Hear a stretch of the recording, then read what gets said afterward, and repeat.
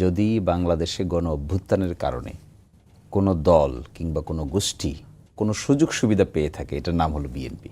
সালাউদ্দিন আহমেদ বলেছেন যে সংবিধানে এটা নাই, সংবিধানে যেটা নাই সেটাকে বিএনপি কেন করবে? বিএনপিকে একবারের জন্য বলেছে যে সংবিধানে নাই তাই আমরা ২৬ সালে নির্বাচনে অংশগ্রহণ করব না? বিএনপিকে একবারের জন্য বলেছে যে সংবিধানে নাই এই সরকার তাই বেগম জিয়ার মুক্তি আমরা নিব না? বিএনপিকে একবার বলেছে যে 10টা কসর মামলা 21শে আগস্ট মামলা থেকে আমরা মুক্তি চাইব না এই সরকারের আমলে? বিএনপিকে একবার বলেছে যে অন্তর্বর্তীকালীন সরকার প্রক্রিয়া গঠন সাংবিধানিক না, তাই সরকারের সংস্কার কিংবা সরকার কর্তৃক আয়োজিত নির্বাচন আমরা মানি না? বিএনপিকে একবার বলেছে যে ইলেকশন কমিশন গঠন করেছে যে সিস্টেমে, এই সিস্টেমটা আমরা মানি না? একবারও তো বলিনি। তাহলে এখন এসে প্রশ্নটা কেন উঠলো জানেন? ওই যে একটা গল্প আছে না, যে আপনারা নদীর মধ্যে ভয় দেখাইছেন, আমি তার লোভ দেখাইছি। তো আপনারা যখন রাজনীতিবিদদেরকে নিয়ে খেলছেন, রাজনীতিবিদরা একটু হালকা খেলে গেছে।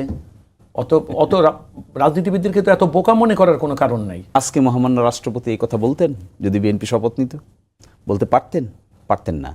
মহামান্য রাষ্ট্রপতি যে কাজ করছেন তিনি ওথ অফ সিক্রেসিও ভায়োলেট করছেন, কিন্তু তিনি এগুলো পারেন না বলতে। কে তিন বাহিনীর প্রধান তার সাথে কি আলোচনা করেছে, তখনকার দিনের প্রধান বিচারপতির সঙ্গে কি কার মাধ্যমে কি কথা হয়েছে, তারপরে প্রধান উপদেষ্টা কি কথা হয়েছে, বিএনপির কোন উচ্চ পর্যায়ের নেতার সঙ্গে কি কথা হয়েছে, তারেক রহমানের তিনি এখানে প্রশংসা করছেন কিভাবে, এগুলো তিনি বলতে পারেন? আমার এখনো মনে আছে ফার্স্ট টাইম বাংলাদেশে প্রথম আমি ইন্টারভিউতে বলেছিলাম, আগে দেখেছি আমরা গায়েবী মামলা, এখন দেখছি আমরা মানে চাঁদাবাজির মামলা। খুবই কনস্ট্রাকটিভ হবে। আমরা ভালো কাজকে অ্যাকসেপ্ট করব, অ্যাপ্রিসিয়েট করব, খারাপ কাজ করলে আমরা জনগণের পক্ষে অবলম্বন করব। আমাদের পলিসিটা হবে, কোরআন শরীফে আল্লাহ একটা আয়াত আছে, আমাদের পলিসিটা হবে ওয়ালা তাআওয়ানু আলাল বিররি ওয়াত তাকওয়া ওয়ালা তাআওয়ানু আলাল ইসমি ওয়াল উদওয়ান। তোমরা ভালো কাজে সহযোগিতা করো, মন্দ কাজে সহযোগিতা করো না। সুষমা, আমরা আলোচনা শুরু করতে চাই আপনাকে দিয়ে। আপনি জানেন যে 12 তারিখে সংসদের ত্রয়োদশ অধিবেশনের প্রথম অধিবেশন ডেকেছেন রাষ্ট্রপতি, এবং সেখানে আপনার নতুন স্পিকার, ডেপুটি স্পিকার নির্বাচন করা হবে। তো এখন জটিলতা তৈরি হয়েছে, যেহেতু আগের সংসদের কোনো স্পিকার নেই, ডেপুটি স্পিকার কারাগারে আছে, তাহলে সংসদ অধিবেশন সভাপতিত্ব কে করবেন প্রথম অধিবেশন? এটা নিয়ে এক ধরনের মানুষের মনে প্রশ্ন তৈরি হয়েছে। সংবিধানে কি এটার কোনো ব্যাখ্যা আছে, মানে কোনো সলিউশন আছে কিনা? এটা কোনো কনফিউশনই না, ইটস ভেরি ইজি জব। আচ্ছা, সলিউশন আছে সংবিধানে, স্পষ্ট করে বলে দেওয়া আছে যে স্পিকার ডেপুটি স্পিকার না পারেন তাহলে ওই সংসদের একজন সভাপতিত্ব করবেন। তারপরে যখন স্পিকার ডেপুটি স্পিকার অ্যাপয়েন্টেড হয়ে যাবে, ইলেক্টেড হয়ে যাবে, তখন তিনি ছেড়ে আসবেন, তারা অংশগ্রহণ করবেন। সো এটা কোনো ক্রিটিক্যাল প্রশ্নই না এবং কোনো কনস্টিটিউশনাল কোনো প্রবলেমও না। This is very easy job. Article 72 of the constitution কেউ যদি পড়ে তাহলে ক্লিয়ার কাট সেখানে বলে দেয়া আছে। আচ্ছা, আমি আরেকটা সম্পর্ক প্রশ্ন করি আপনাকে। এই যে সংসদে দ্বৈত শপথ যেটা বিএনপি নেয়নি, জামাত এবং এনসিপি নিয়েছে, তো বিএনপি না নেওয়ার কারণে কি, এই যে সংস্কার পরিষদের সদস্য হিসেবে শপথ না নেওয়ার কারণে কি সংস্কারগুলোর ভবিষ্যৎ কিছুটা প্রশ্নের মুখে পড়লো কিনা? আপনার কাছে কি মনে হয়? এটা একটু ডিফিকাল্ট পার্ট। কমপ্লেক্সিটিটা এখানে তৈরি হয়েছে। যে এগ্রিমেন্টটা হয়েছিল, যে আন্ডারস্ট্যান্ডিং হয়েছিল, সে আন্ডারস্ট্যান্ডিং থেকে কি কারণে বিএনপি ডেভিয়েট করলো তা আমার এখনও বোধগম্য নয়। কারণ আমি হিসেব করে দেখেছি এই গণ অভ্যুত্থানের সবচেয়ে বড় বেনিফিশিয়ারি হলো বিএনপি।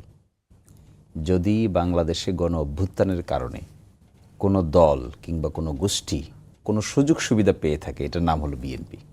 সব দলই পেয়েছে না, সবচেয়ে বেশি বিএনপি। কেন পেয়েছে জানেন? আমার এখনো মনে আছে, আমি সেদিন ছিলাম বঙ্গভবনে। প্রথম যে সিদ্ধান্ত হয়েছিল সেটা ছিল বেগম জিয়ার মুক্তি। ফার্স্ট ডিসিশন, কিন্তু ফার্স্ট ডিসিশন বেগম জিয়ার মুক্তি। 10টা কসর মামলা গেল, 21শে আগস্ট গেল, নির্বাচন হলো, ক্ষমতায় আসলো। অন্য কেউ তার ক্ষমতায় আসে নাই, ক্ষমতায় আসা মানে কম্পিটিশন করেছে কিন্তু ক্ষমতায় তো আসে নাই। কিন্তু বিএনপি ঠিক নির্বাচিত হওয়ার পরে এই কাজটা কেন করতে গেল? কিন্তু সালাউদ্দিন আহমেদ বলেছেন যে সংবিধানে এটা নাই, সংবিধানে যেটা নাই সেটাকে বিএনপি কেন করবে? বিএনপিকে একবারের জন্য বলেছে যে সংবিধানে নাই তাই আমরা 26 সালে নির্বাচনে অংশগ্রহণ করব না? বিএনপিকে একবারের জন্য বলেছে যে সংবিধানে নাই এই সরকার তাই বেগম জিয়ার মুক্তি আমরা নিব না?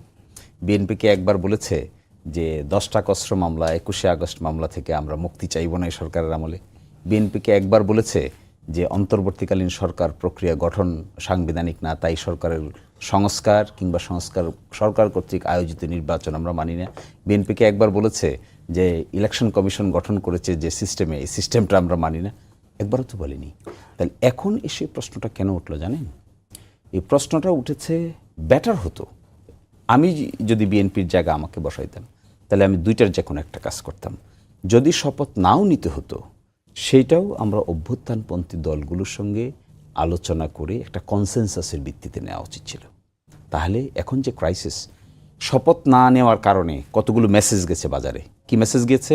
যে বিএনপি অতীতের সরকারকে এন্ডোর্স করে না, না করার ফলে দেখবেন কতগুলো বাই প্রোডাক্ট ডেভেলপ করতেছে। সব কিছু কিন্তু ওখান থেকে। যেহেতু বিএনপি অভ্যুত্থানের সরকারকে এন্ডোর্স করে না, সুতরাং অভ্যুত্থানের সরকারকে যারা ভালোবাসেন না, পছন্দ করেন না, যাদের ইন্টারেস্টের বিরুদ্ধে গিয়েছিল, সকল ফ্যাক্টর দেখবেন আস্তে আস্তে আস্তে আস্তে জেগে উঠেছে। আজকে মহামান্য রাষ্ট্রপতি এই কথা বলতেন যদি বিএনপি শপথ নিত? বলতে পারতেন? পারতেন না।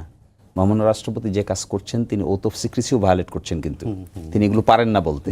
কে তিন বাহিনীর প্রধান তার সাথে কি আলোচনা করেছে, তখনকার দিনের প্রধান বিচারপতির সঙ্গে কি, কার মাধ্যমে কি কথা হয়েছে, তারপরে প্রধান উপদেষ্টা কি কথা, বিএনপির কোন উচ্চ পর্যায়ের নেতার সঙ্গে কি কথা হয়েছে, তারেক রহমানের তিনি এখানে প্রশংসা করছেন কিভাবে, এগুলো তিনি বলতে পারেন? পারেন না। স্কোপটা কোথায় পেয়েছেন? কারণ একটা ধারণা তৈরি হয়েছে, বিএনপি না চাইলেও মনোজগতে ধারণা তৈরি হয়েছে যে যেহেতু বিএনপি সংবিধান সংস্কারের শপথ নিচ্ছে না, সুতরাং সংবিধান বাস্তবায়ন আদেশ 2025-কে বিএনপি অ্যাব্রোগেট করছে, মান্য করছে না, সুতরাং আমরা তো করতেই পারি। কিন্তু বিএনপিতে সংস্কার বলছে যে তারা সংসদে গিয়ে তারা যে রিফর্মগুলো আসছে সেগুলোর ব্যাপারে তারা আন্তরিকতার সাথে কাজ করবে। আমি তো এই পার্টটুকুকে ওয়েলকাম করি। আমি কিন্তু কোনো জিনিসকে অ্যাজ এ হোল নিগেট করার পক্ষে না, আবার কোনোটাকে অ্যাজ এ হোল গ্রহণ করার পক্ষে না। আমি তাদের এই পার্টটুকুকে ওয়েলকাম করি। তারা এখনও ইচ্ছা প্রকাশ করছেন সংসদে গিয়ে এই কাজটুকু করবেন। কিন্তু এই কথাটা বলার সাথে সাথে শপথটা নিলে মহাভারত অশুদ্ধ হতো না। কারণ সংবিধান সংস্কার বাস্তবায়ন আদেশের ভিতরে স্পষ্ট করেই বলা ছিল যে এই সংসদের দুইটা ক্ষেত্র হবে, একটা সংবিধান সংস্কার সভা হবে এবং একই সাথে শপথ হবে। এই বিষয়টা মান্য করে বাকি পদক্ষেপ নিলে আজকে যে ডিসকন্টেন্ট তৈরি হয়েছে, অনেকে সুযোগ নেওয়ার চেষ্টা করছেন, এটা পারতেন না। মাসুদ আহমেদ তালুকদার, আমি আপনার কাছে আসি। আমি আপনার কাছে জানতে চাইব যে বিএনপির এই যে সংবিধান সংস্কার পরিষদের সদস্য হিসেবে শপথ না নেওয়ার পেছনে সংবিধানে নেই এটাই কি একমাত্র যুক্তি ছিল, নাকি অন্য কোনো বিষয় বিএনপি আমলে নিয়েছে? আপনাকে ধন্যবাদ জনাব সিনিয়র অ্যাডভোকেট শিশির মনির, এবং আমাদের বক্তব্য আপনারা যারা শুনছেন। দেখুন, নির্বাচন পূর্ববর্তী এবং নির্বাচন পরবর্তী বিষয়গুলোকে যদি আমরা অ্যামালগেমেট করে ফেলি, তাহলে আমার মনে হচ্ছে যারা আমাদের কথা শুনে তারা হয়তোবা আমরা ইচ্ছাকৃতই তাদেরকে একটা কনফিউশনে ফেলে দেওয়ার চেষ্টা করি। এমনটা আমাদের করা ঠিক না। আপনি দেখুন, যেমন জনাব শিশির মনির একটা কথা বলেছে, অভ্যুত্থানের সরকার। আসলে অভ্যুত্থানের সরকার হয়নি, অভ্যুত্থানে একটা স্বৈরাচারের পতন হয়েছে। এরপর দেখেন, আমি আবারও বলি, এই কথাগুলো আমি বহুবার বলেছি, আমাদের দেশের সেনাবাহিনী ওই সময় ইন্টারফেয়ার করার কথা ছিল। ক্ষমতা দখলের জন্য তাদের ইন্টারেস্টেড হওয়ার একটা ইচ্ছা, অভিলাষ থাকা খুব স্বাভাবিক ছিল। কিন্তু এবারের সময় দেখলাম স্বৈরাচার পতনের পর আমরা ব্যতিক্রম দেখলাম। তিনি কি করলেন? সকল রাজনৈতিক দলকে ডাকলেন। কি কারণে?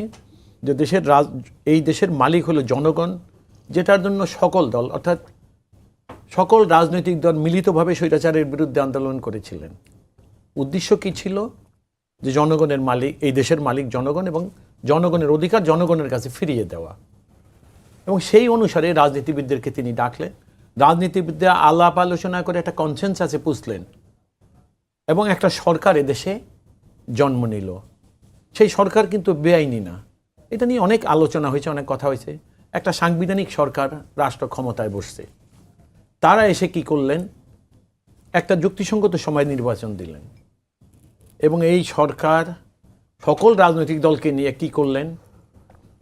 দেশের যা কিছু সংস্কারের প্রয়োজন সেগুলো একটা ঐক্যমতে, এবং ওই সরকার কিন্তু একটা ঐক্যমত্য কমিশনও করলেন, কনসেনসাস কমিশন যেটাকে বলা হয়।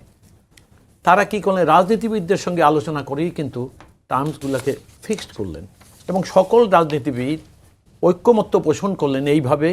প্রথম অবস্থায় কিছু দ্বিমত থাকার পরেও একটা পর্যায়ে কিন্তু বিষয়টা তারা এগ্রি করলেন, একমত হলেন এইভাবে যে আমরা রাষ্ট্র ক্ষমতায় যেই যাক তারা এই বিষয়গুলোকে পরীক্ষা নিরীক্ষা করে পরবর্তী সময় আইনের কাঠামোতে এটাকে আর্টিকুলেশন বা সন্নিবেশিত করার কার্যক্রম গ্রহণ করবে। তাহলে আপনি দেখেন এই জুলাই সনদের যে সিদ্ধান্ত হলো সবাই সরকার গঠন করবে, দেশে নির্বাচন হওয়ার পর আগামী সংসদ সেইটাকে বাস্তবায়ন করবে। এবার আপনি দেখুন, আমি যদি এইভাবে কথাগুলো বলি যে নির্বাচন একটা হয়েছে না এক পদের জন্য নির্বাচন, না 2 পদের জন্য রেফারেন্ডাম কেন হলো? একটা প্রভিশন সংবিধানে ছিল না, সেজন্য একটা প্রেসিডেন্সিয়াল অর্ডার লাগলো। এটা কি কারণে ছিল? যে যেই প্রস্তাবটা consensus commission with the consent of the political parties তৈরি করলেন সেইটার প্রতি জনগণেরও সমর্থন আছে, যে কারণে there to be a binding for the next elected government and the opposition as a whole. তাই কিন্তু হলো। তাহলে এখন বিষয়টা কি হলো? আপনি দেখেন, আমি সংসদ সদস্য হিসেবে একজন ওত পড়লেন, তার সামনে আর একটা ফর্ম দেওয়া হলো যে উনি সংস্কার করবেন বা সংস্কার কমিটির, উনি এখনও ওই সম্মানিত সংসদ সদস্য তো এখনও সংস্কার কমিটির সদস্য না, তাহলে ওইখানে ওত পড়বেন কেন? আর সংবিধানের কোন জায়গাটা এটা লেখা আছে? হ্যাঁ, আমার বন্ধু হয়তো, আমার বন্ধু শিশির মনিরও হয়তো বলবেন যে ওই ঐক্যমত্য কমিশনের যে সিদ্ধান্তগুলো আছে সেখানেই বলা আছে কি কি হবে। তাহলে সেই অনুসারে তো আর নির্বাচন হয়নি। নির্বাচন পরবর্তী সরকার সেটাকে আইনি কাঠামো দিবে, সংবিধানে সন্নিবেশিত করবে। তাইলে এখানে ওত পড়াটা মানে কি? That would be a violation আমার মতে। একদম সেটা কোনোভাবেই ভায়োলেশন ঠিক বলা চলে না, তবে এটা বাড়াবাড়ি হতো, এটা যে অপ্রাসঙ্গিক কাজ করা আর কি। তো যে কারণে বিএনপি ওই দ্বিতীয় ওত যেটা দ্বিতীয় সেইটা সে করে নাই, কারণ ওইটা সংবিধান সম্মত ছিল না। এখন আমি যেটা দেখলাম, আপনি দেখেন এই হা ভোট না ভোটের ব্যাপারে বিএনপি রাজনৈতিক ময়দানে, নির্বাচনের ময়দানে, বিশেষ করে আজকের দিনই মাননীয় প্রধানমন্ত্রী তিনি টাইম অ্যান্ড অ্যাগেইন আটারলি বলেছেন আপনারা হায়ের পক্ষে ভোট দেন। বিএনপি কিন্তু আজও তার অবস্থান পরিত্যাগ করে নাই, সেখান থেকে সরে যায়নি। তো আমরা কেন কি কারণে আমরা একটা সন্দেহের পরিবেশ তৈরি করছি? এটা তো হওয়ার কোনো কারণ নাই। কারণ আপনি একটা জিনিস দেখেন, জনাব শিশির মনির একটা কথা বলেছে যে এই ঐক্যমত্য কমিশনের সিদ্ধান্তকে উপেক্ষা করে শুধু সংসদ সদস্য হিসাবে তারা ওত নিলেন, তাহলে ওই সরকারকে আমরা মানি না। আমরা একবারও বলেছি কোথাও যে আমরা ওই সরকারকে মানি না? আমরা তো একবারও বলিনি, কোথাও বলিনি। এবং ওই সরকার যেটা করেছেন, এবং আর কিছু কিছু কথা যিনি বলেছেন, যেমন ম্যাডাম খালেদা জিয়াকে তার মামলা থেকে যে সকল অব্যাহতি সেগুলো সব আদালতের মাধ্যমে দেখবেন। কাউকে রাষ্ট্রীয় ম্যাডাম খালেদা জিয়াকে মুক্তির যে বিষয়টা স্থায়ীভাবে, সে তো উনি তো মুক্তি ছিলেন সাবজেক্টিভ, ওটার মধ্যে কিছুটা শর্ত সাপেক্ষে, কিন্তু ম্যাডাম খালেদা জিয়ার ওই মুহূর্তে যে সম্পূর্ণ মুক্তির যে বিষয়টা রাষ্ট্রপতি কর্তৃক হলো, এটার একটা মাত্রই কারণ ছিলেন ম্যাডাম খালেদা জিয়া সাংঘাতিকভাবে অসুস্থ ছিলেন। এছাড়া আপনি দেখেন বিএনপির যত নেতা যাদের বিরুদ্ধে যা কিছু মামলা আছে ওইটা enjoying the due process of law, কোনো কিন্তু কারোর দয়া অনুকম্পায় কোনো মামলা হয়নি, অব্যাহতি বা খালাসের কোনো ব্যবস্থা নেয়নি। তো আমি যেটা মনে করি, আজকে যে প্রস্তাবনা কনসেনসাস কমিশনের, সেগুলো কোনো কেবলমাত্র সরকারের একার উপরেই এটাকে আমি কি বলবো বাস্তবায়ন করার দায়িত্ব বর্তায় না। এটা সংসদে যারা বিরোধী দল আছেন তাদের প্রত্যেকেরই এটা কাজ। আচ্ছা, আমি একটু শিশিরমণি আপনার কাছে আসছি। সংবিধানের 1 অনুচ্ছেদে রাষ্ট্রপতিকে আদৌ সংবিধানের পরিবর্তনে কোনো আদেশ দিতে পারেন কিনা, এইটার কোনো সুযোগ আছে কিনা? দেখুন, এই রিসার্চ আমরা করেছি দিনের পর দিন। যখন ঐকমত্য কমিশনের চার্টারটাতে আমরা এগ্রিড উইথ ডিসেন্ট হলো, তখন পরবর্তী প্রশ্ন আসলো এই চার্টার কি করে বাস্তবায়ন হবে। 3 দিনের জন্য ঐকমত্য কমিশন আবার বসলো, সলিউশন হয় নাই। 4র্থ দিনে প্রধান উপদেষ্টার সভাপতিত্বে বসা হলো, বসে বিভিন্ন সাজেশন নিয়ে কথা হলো, একটা এক্সপার্ট প্যানেলকে আনা হলো, তারাও বিভিন্ন সাজেশন দিলেন। এর পরবর্তীতে ঐকমত্য কমিশন আমাদেরকে একটা ড্রাফট দেখালেন যে অপশন 1 এটা হতে পারে, অপশন 2 এটা হতে পারে। তার মধ্যে বেস্ট অপশনটা কি, যে আমরা ইমপ্লিমেন্ট করব এইভাবে যে আগামী যে নির্বাচনটা হবে এই নির্বাচনে যে নির্বাচিত হবেন তারা 2টা ক্যারেক্টার থাকবে।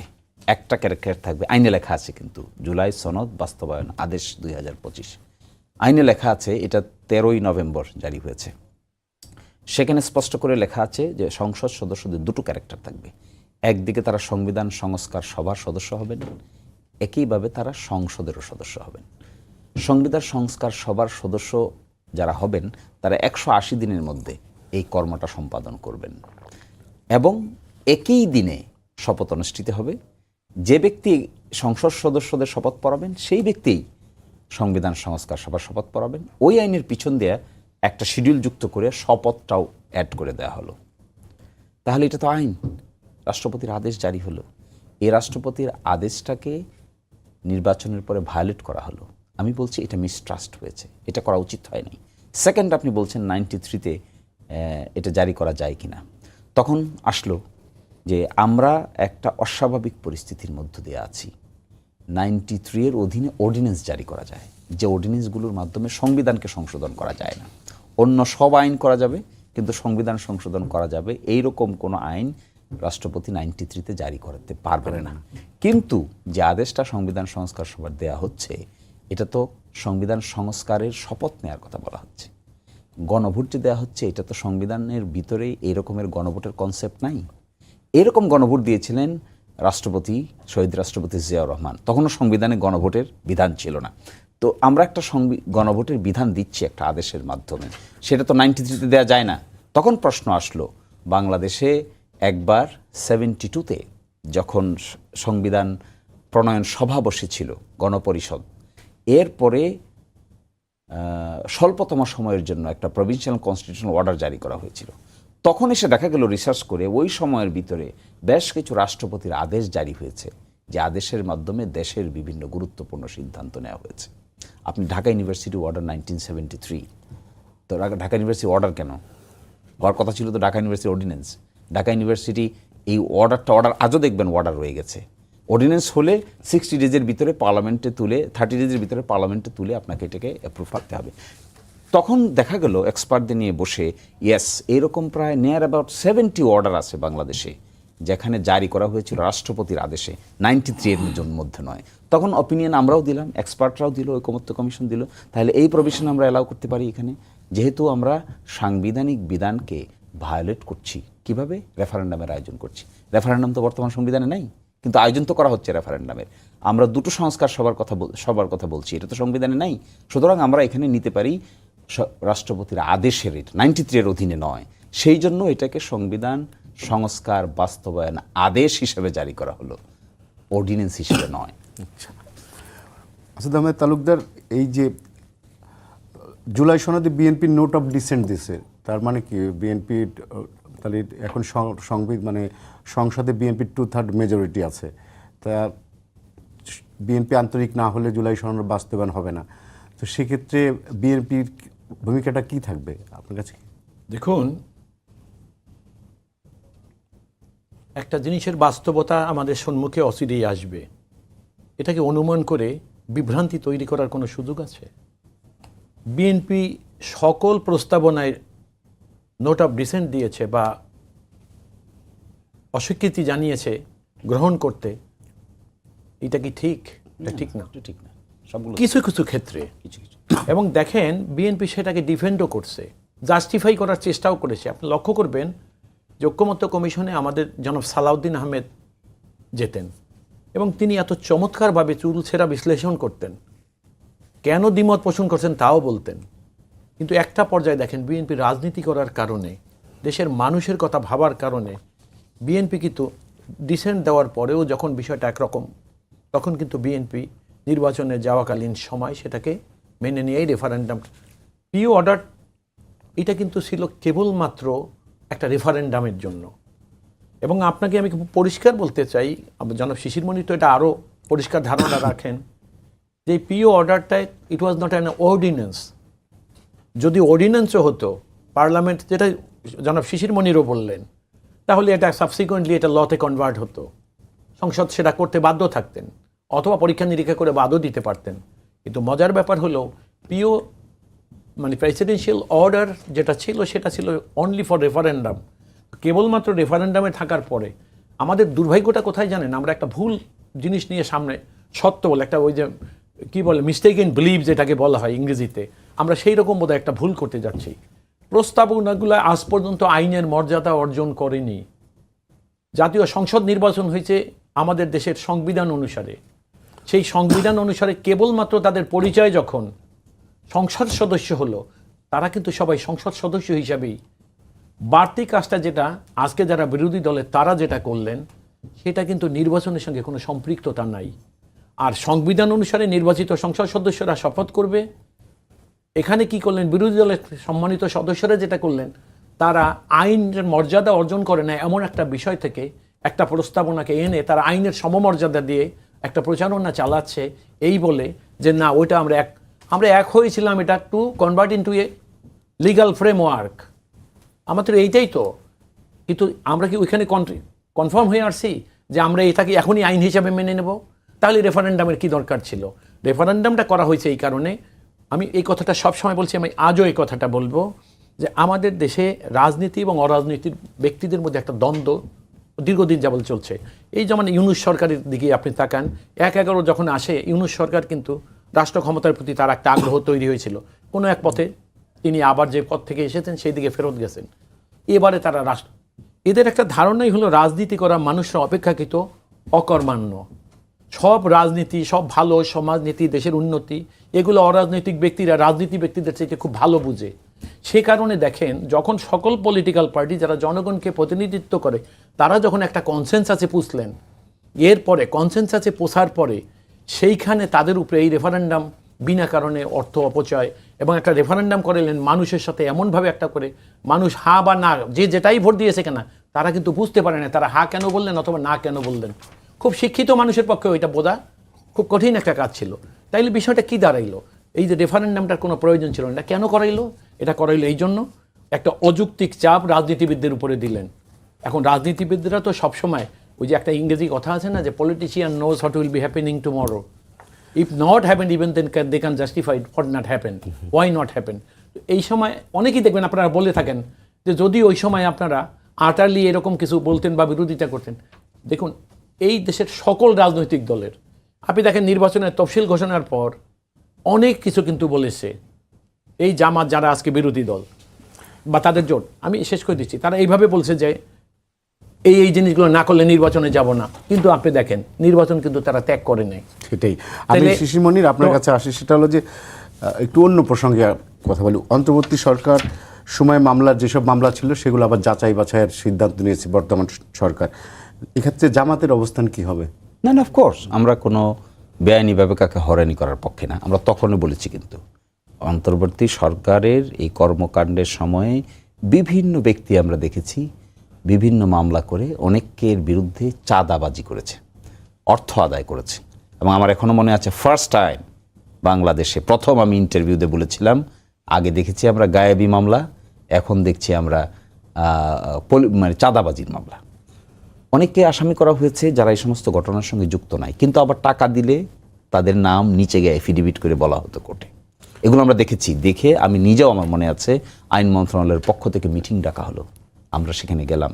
এই সিচুয়েশনটাকে কিভাবে মোকাবেলা করা যাবে, কেন মানুষকে অযথা হয়রানি করা হবে, সেখানে আইনকে সংশোধন করা হলো।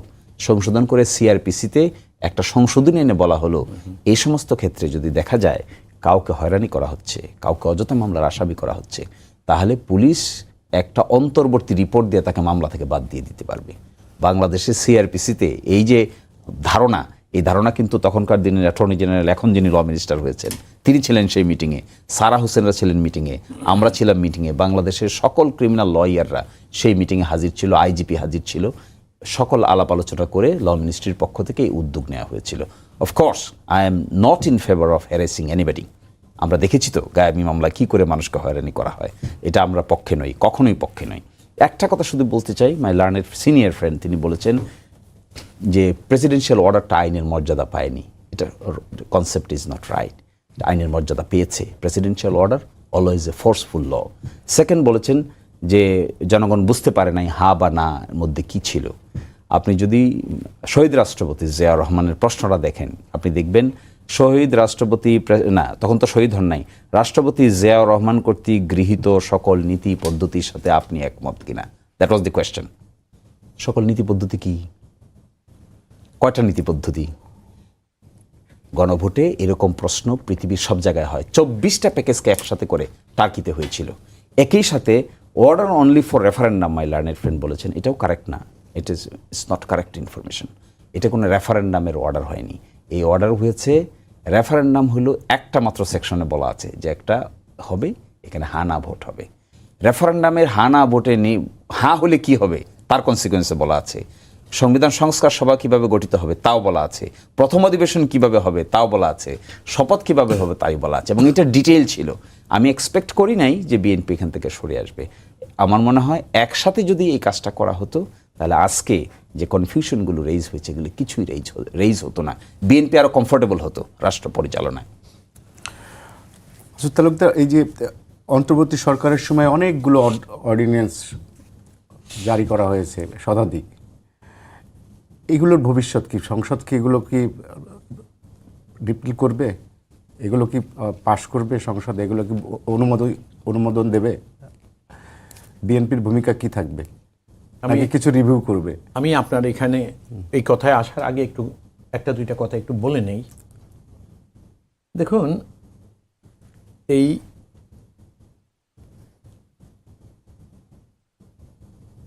প্রেসিডেন্সিয়াল অর্ডার এটা যদি ওই মুহূর্তে রেফারেন্ডাম না দেয় তাহলে তো আর লাগে না। কেন লাগে না? প্রয়োজন হয় না। কি কারণে? যে সকল রাজনৈতিক দল ভবিষ্যৎ কর্মসূচি কি হবে তা নির্ধারণ করে সিদ্ধান্ত নিলেন। তাহলে কনসেনসাস কমিটি এতদিন যাবৎ এতটা মিটিং রাজনৈতিক নেতাদের সঙ্গে কেন করলেন? তাইলে রাজনীতি করা মানুষদের প্রতি তাদের বিশ্বাস ছিল না। একবারও দেখেছেন বিএনপি তার অবস্থান পরিত্যাগ করেছে? এরকম একবারও দেখেছেন যে বিএনপি কোথাও কেউ বলেছে কোনো নেতা যে আমরা সংস্কার করব না? আজ পর্যন্ত দেখেছেন একটা শব্দ কোথাও কেউ কোনো নেতা বলেছে? কেউ বলেনি। বরং আমাদের মাননীয় প্রধানমন্ত্রী তিনি ওথ পড়ার পরে বলেছেন, আপনি দেখেছেন, মিডিয়ায় খেয়াল করেছেন, তিনি বলেছেন যে আমরা যে সকল সিদ্ধান্তে ঐক্যমত্যে পৌঁছেছি সেগুলোকে আমরা অক্ষরে অক্ষরে বাস্তবায়ন করব। এরপরে সন্দেহটা কেন? কারা সন্দেহ করছে? যারা সন্দেহ করছে তারা নিজেরা সন্দেহজনক আচরণ কেন করছে? এখন মুশকিলটা হলো কোনখানটায়? নানা রকম কথা বলছে, কিন্তু আপনি দেখবেন, আপনি প্রশ্ন করেছেন অর্ডিন্যান্সের। অর্ডিন্যান্স কখনো যা জারি করা হয় তার সবই আইনে রূপান্তরিত হয় না। এটা সংসদের একটা লিবার্টি থাকে এবং সংসদ ওটা দেখবে, পরীক্ষা নিরীক্ষা করে। আপনি দেখবেন অনেকগুলো সংসদীয় কমিটি হয়, সেখানে সংসদে কোনো বিল প্লেস করার পর আবার সেই কমিটির কাছে যায়, তারা পরীক্ষা নিরীক্ষা করেন, আবার সংসদে ফেরত আসে, সেগুলোর ভোট হয় হা না, তারপরে সেটা আইনে রূপান্তরিত হয়। এখন যারা সম্মানিত সংসদ সদস্য হয়েছেন তারা একটা ওই যে পেপার বাইন্ডিং দিয়ে সামনে দিয়ে দেবে আর বলবে যে এটা পাস করেন। তবে তার আগে যে কথাটা আমি জনাব শিশির মনির যেটা বললেন শহীদ রাষ্ট্রপতি জিয়াউর রহমান সম্পর্কে, ওই হানা ভোট দেওয়ার বয়স আমার তখন ছিল, আমি তখন ভোট দিয়েছি। জনাব শিশির মনির ওই ভোট দিতে পারেন না, ওই বয়সের লোক তিনি তখন ছিলেন না। একটাই কথা ছিল, রাষ্ট্রপতি হিসাবে শহীদ জিয়াউর রহমানকে আপনারা সমর্থন করেন কি না। That was the statement given. এইটার উপরেই রেফারেন্ডাম। আপনি দেখেন এখানে 48টা সিদ্ধান্তে, অনেকগুলো প্রায় 84টা ছিল, সেই 84টা থেকে 48টার মধ্যে ঐক্যমত্য কমিশনে সবাই একটা টু সাম এক্সটেন্ট ঐক্যমতে পৌঁছেছে। আপনি অনেস্টলি বলেন তো, এই 48টা জিনিস যদি আপনি এদেশের নাগরিককে বুঝিয়ে তার পক্ষে বা বিপক্ষে মতামত গ্রহণ করেন, কয় বছর সময় লাগার কথা ছিল এটা।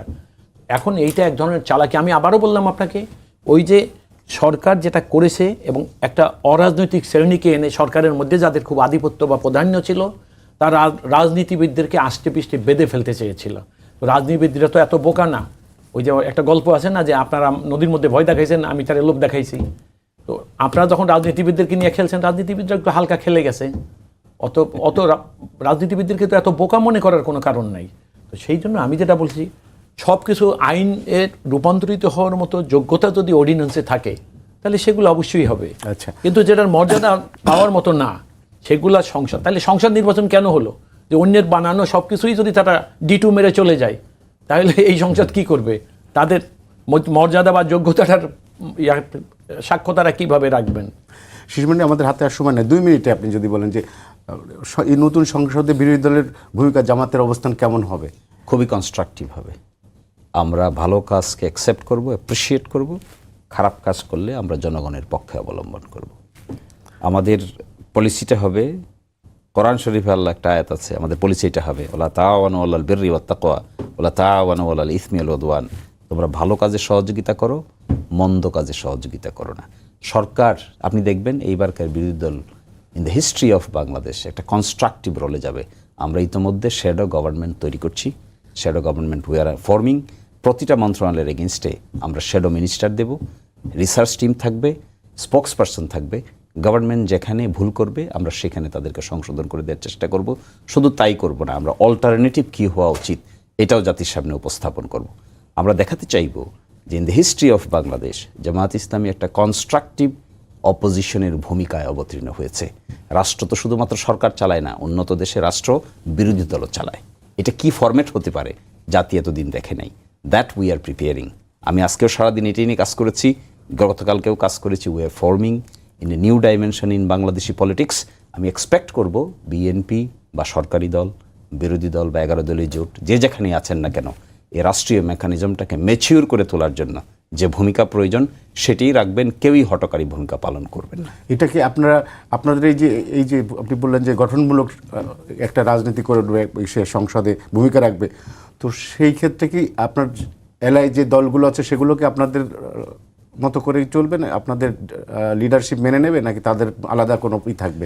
ডিফারেন্ট, কিন্তু শ্যাডো গভর্নমেন্টের কনসেপ্টে কাজ করার জন্য উই অল এগ্রিড যে বাংলাদেশকে যদি সামনের দিকে এগিয়ে নিয়ে যেতে হয় তাহলে আমাদেরকে এমন রোলে যেতে হবে যে রোলটা ডেমোক্রেসিকে স্ট্রেংথেন করবে, এবং আমরা এক্সপেক্ট করব গভর্নমেন্ট এগুলিকে অ্যাপ্রিসিয়েট করবেন। আমরা অ্যাপ্রিসিয়েট করবো ভালো কাজ, আর যে জনস্বার্থের বিরুদ্ধে কাজ করতে চাইবেন একই সাথে আমরা পার্লামেন্টের বিরুদ্ধেও, পার্লামেন্টের ভিতরেও প্রশ্ন তুলব, পার্লামেন্টের বাইরেও প্রশ্ন তুলব। আমাদের হাতে সময় খুব, 30 সেকেন্ডে যদি আপনি কিছু বলেন। 30 সেকেন্ড তো হবে না, 1 মিনিট দিতে হবে না, 30 সেকেন্ড। দেখুন, ওয়েস্টমিনিস্টার ফর্মে যে কথাটা তিনি বললেন যে ছায়া সরকার বানানোর প্রভিশন আছে, পৃথিবীর উন্নত দেশগুলো যাদেরকে আমরা ফলো করি এই পার্লামেন্টারি ফর্মের জন্য, তারা প্রত্যেকে এগুলো করে।